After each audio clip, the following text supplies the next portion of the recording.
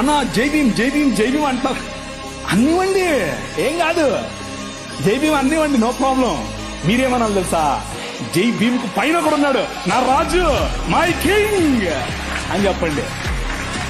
ఆ భీమును నిలబెట్టింది నీ రాజు. ఆ డాక్టర్ బాబాసాహెబ్ అంబేద్కర్ గారు కొలంబియా యూనివర్సిటీకి వెళ్ళినప్పుడు బైబిల్ స్టడీస్ అటెండ్ అయ్యేవారు. రూతు పుస్తకానికి ఆయన వ్యాఖ్యానం రాశారు. He was a practising Christian.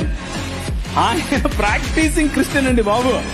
ఆయన ఒకరోజు 3 లక్షల మందితో కలిసి నేను బాప్తిజం తీసుకుంటాను అని చెప్పి ముందుకు వచ్చి ఫోన్ మన మెథడిస్ట్ సంఘంలో ఉన్నటువంటి బిషప్ గారికి చెప్తే, బిషప్ గారు దానికి కావాల్సినటువంటి పనులన్నీ వసతులన్నీ ఏర్పాటు చేసుకునే క్రమంలో నెహ్రూ గారు ఫోన్ చేశారు. నెహ్రూ గారు ఫోన్ చేసి, ఏంటండి మీరు ఇలా చేస్తున్నారంట, ఇలా చేస్తే మీకు ఈ పొలిటికల్ అపోజిషన్ ఎక్కువైపోతుందని చెప్పాడు. చెప్పైతే మనోళ్ళు మాకొద్దండి, మీరు పొలిటికల్ కన్వర్షన్ అంట మాకొద్దు అని చెప్పి నెహ్రూ గారి ఒత్తిడికి లొంగారు. ఒక పక్క ఇంకొక ఆయనేమో గోచి కట్టుకుని నిరాహార దీక్షకెళ్ళాడు.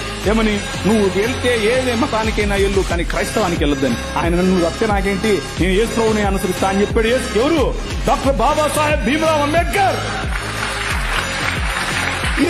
ఇది నేను కొత్తగా చెప్పేది కాదు, ఇది హిస్టరీ.